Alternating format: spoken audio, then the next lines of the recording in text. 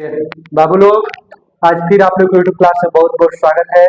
आज हम लोग को क्लास 10 का एक्सरसाइज 4.1 का क्वेश्चन नंबर 2 से देखना है। ठीक है, देखिए क्वेश्चन नंबर 2 का क्या बोलता है। निम्न स्थितियों को द्विघात समीकरणों के रूप में लिखना है। किस समीकरण में? द्विघात समीकरण में निरूपित कर देना है बस। देखिए क्वेश्चन क्या बोलता है। एक आयताकार भूखंड का क्षेत्रफल दिया गया है। आयताकार भूखंड, आयताकार भूखंड का क्षेत्रफल क्या होता है? लंबाई गुने चौड़ाई होता है। यहाँ पर ऑलरेडी क्षेत्रफल ही दे दिया है। क्षेत्र की लंबाई जो है बोल रहा है चौड़ाई के दुगुने से एक अधिक है। तो चौड़ाई कितनी है? चौड़ाई नहीं पता नहीं है, हमें भूखंड की लंबाई और चौड़ाई ज्ञात करनी है। देखिए यहाँ पर हम लिखेंगे, माना कि आयताकार भूखंड की चौड़ाई, आयताकार भूखंड की चौड़ाई मान लेते हैं x मीटर। मीटर में ज्ञात करना है, इसलिए आयताकार भूखंड की लंबाई, आयताकार भूखंड की लंबाई, लंबाई बोल रहा है चौड़ाई के दुगुने। चौड़ाई कितना है? x है, इसके दुगुने से एक अधिक। तो एक अधिक बोले कोई दिक्कत है यहाँ पे? नहीं ना है। अब आइए प्रश्न से। प्रश्न क्या बोलता है? प्रश्न बोलता है आयताकार भूखंड, आयताकार भूखंड का क्षेत्रफल, भूखंड का क्षेत्रफल कितना दिया है बुआ? 528 मीटर स्क्वायर। ठीक है, तो आयताकार भूखंड का क्षेत्रफल क्या होता है बाबू? लंबाई गुने चौड़ाई होता है। ठीक है, 528 है, 528 लिख लीजिए। बोले कोई दिक्कत? लंबाई क्या है बुआ आपके पास?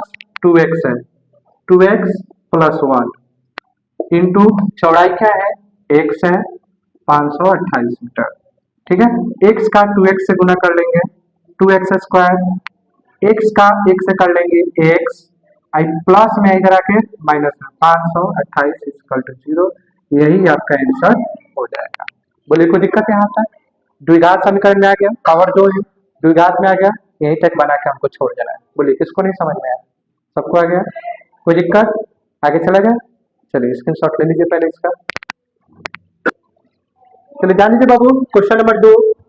दो क्रमागत धनात्मक पूर्णांकों का गुणनफल 306 है। हमें पूर्णांकों को ज्ञात करना है, धनात्मक पूर्णांक। ठीक है, क्रमागत, क्रमागत का मतलब लगातार। तो यहाँ पर मान लेते हैं, माना कि पहली क्रमागत धनात्मक पूर्णांक मान लेते हैं हम x, इसलिए दूसरी क्रमागत धनात्मक पूर्णांक लगातार है तो एक बढ़ा देते हैं, लगातार में है।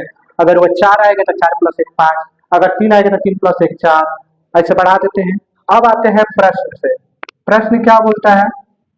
प्रश्न बोलता है धनात्मक पूर्णांकों का गुणनफल। दो क्रमागत धनात्मक पूर्णांकों का गुणनफल 306। ठीक है, तो हमारे पास क्या है? दुगो x plus 1 equal to 306। x का 1 से करेंगे x स्क्वायर, x का 1 से करेंगे x equal to 306, x square plus x plus इधर के माइनस में 306 इक्वल टू 0। यही आपका आंसर हो जाएगा। बोलिए कोई दिक्कत यहाँ तक है? कोई दिक्कत? चलिए स्क्रीनशॉट ले लीजिए। चलिए जान लीजिए बुआ, क्वेश्चन नंबर 3। रोहन की माँ उससे 26 वर्ष बड़ी है। रोहन की आयु क्या है? मालूम नहीं है। मान लेते हैं, माना कि रोहन की आयु x वर्ष है और माँ उससे 26 वर्ष बड़ी है। रोहन की माँ की आयु कितनी वर्ष बड़ी है?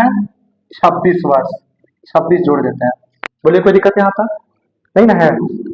उनकी आयु वर्षों का गुणनफल अब से 3 वर्ष पश्चात बाद, 3 वर्ष बाद का गुणनफल दिया है, यहाँ पर लिख देते हैं 3 वर्ष बाद, पश्चात है यहाँ पर हो जाएगा 3 वर्ष बाद। रोहन की आयु, रोहन की आयु, रोहन की आयु 3 वर्ष बाद क्या हो जाएगा, x + 3।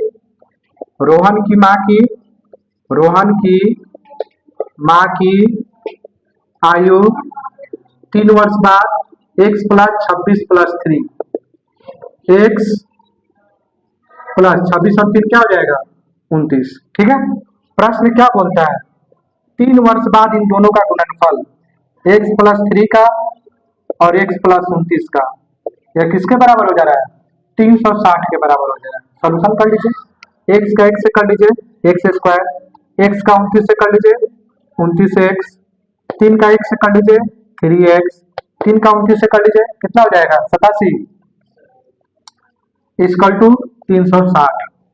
अब आगे आ जाइए, x² 29 और 3 32x + 87, प्लस में जरा के माइनस में 360 = 0। x² + 32x, 360 में से 87 घटा लीजिए, 360 में से 87 घटा लीजिए, माइनस में ना, ये माइनस में ज्यादा है, इसको घटा लेंगे आप, ये हो जाएगा 3, इधर 1 गया 1560 गया 7, इधर 1 गया 273, तो माइनस में क्या हो जाएगा 273, यही आपका आंसर हो जाएगा। बोलिए कोई दिक्कत नहीं ना है। चलिए स्क्रीनशॉट ले लीजिए। चलिए जान लीजिए बाबू, क्वेश्चन नंबर 4, यदि रेलगाड़ी 480 किलोमीटर की दूरी समान चाल से तय करती है, यहाँ हल में आपको दिया है रेल गाड़ी द्वारा तय की गई दूरी कितनी है होगा 480 किलोमीटर। ठीक है, तो यहाँ पर आपका आगे हो जा रहा है, यहाँ पर मान लेते हैं, माना कि रेलगाड़ी की चाल मान लेते हैं x km/h, इसलिए 480 किलोमीटर की दूरी तय करने के लिए समय निकाल लेते हैं, तो क्या हो जाएगा दूरी बटा चाल, दूरी क्या है 480 बटा चाल x है। ठीक है, अब बोल रहा है कि अगर इसकी चाल में 8 किलोमीटर कम कर दिया जाए, km/h कम कर दिया जाए, अगर रेलगाड़ी द्वारा 480 किलोमीटर की दूरी तय करने के लिए इसके चाल को 8 km/h कम कर दिया जाए तो समय क्या हो जाएगा, इसका समय हो जाएगा दूरी बटा चाल। दूरी क्या है होगा 480 है, और चाल क्या है 8 किलोमीटर कम कर दिया जाए, एक सम्मानित है इसमें 8 कम कर देते हैं। बोलिए कोई दिक्कत है यहाँ तक नहीं ना है। ये आपका एगो ई निकल गया, एगो ई निकल गया। तो देखिए इसमें आगे क्या बोल रहा है, तय करने में 3 घंटे अधिक समय लगेगा, समय क्या हो जा रहा है 3 घंटा अधिक समय ले रहा है। ठीक है, तो रेलगाड़ी की चाल ज्ञात करनी है, तो इसमें से हम इसको घटाकर =3 करके हम बना देंगे, आगे हमारा बन जाएगा। चलिए पहले स्क्रीनशॉट लीजिए, उसके बाद हम आगे बना के दिखाते हैं। चलिए जान लीजिए बाबू, पहला समय हमारा इतना आया था, दूसरा इतना आया था, उसमें 3 घंटा अधिक था, तो हम इसका 2 कर दिए, डायरेक्ट यहाँ पर लिख दिए हैं। अब यहाँ पर आ जाइए, x और x - 8 का एलसीएम निकाल लेंगे, x और इसका एलसीएम निकालेंगे, नहीं निकलेगा तो गुणा कर देते हैं, कोई दिक्कत। x से इतना को भाग देंगे तो x से x कट जाएगा, बच जाएगा ये वाले को ऊपर वाले से गुणा कर लेते हैं, 480 × x - 8 माइनस इसका इसे भाग कर लेते हैं कि दोनों सेम है तो हट जाएगा, तो बचेगा x को ऊपर से गुणा कर लेते हैं = 3। बोलिए कोई दिक्कत। 480 का x से कर लेते हैं 480x माइनस 8 का 480 से कर लेते हैं, 0, 8 अठाई 64 के हाथ में 6, 32 6 38 माइनस 480 एक्स। बोलिए कोई दिक्कत यहाँ तक?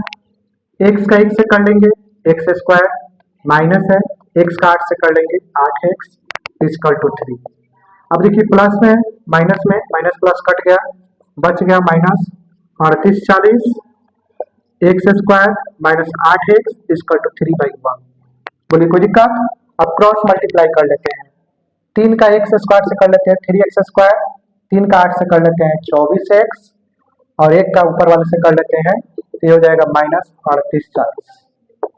ठीक है, अब आगे देखिए 3x square minus 24x minus में जरा के प्लस में 38 40 इसका टू 0। देखिए 3 से ये भी कटेगा, 3 से ये भी कटेगा और 3 तो ऑलरेडी है, तो सम में सम 3 कमन ले लेते हैं। कितना कमन ले लेते हैं? 3 कमन ले लेंगे तो x स्क्वायर 8x और प्लस इसको 3 से भाग कर लेते हैं, 1 2 8 0 0 24 का 2 36 2 38 इसका to 0। X square 8x plus 1280 इसका टू 0/3, 3 गुना में जरा के भागा में एक्स स्क्वायर 8x प्लस 1280, 3 को 0 से भाग कर लेंगे 0, यही आपका आंसर हो जाएगा। बोलिए कोई दिक्कत? द्विघात समीकरण में आ गया, कोई दिक्कत नहीं है? चलिए आप स्क्रीनशॉट ले लीजिए। वीडियो अच्छा लगा तो लाइक शेयर सब्सक्राइब कीजिए। मिलते हैं अगले चैप्टर में, धन्यवाद।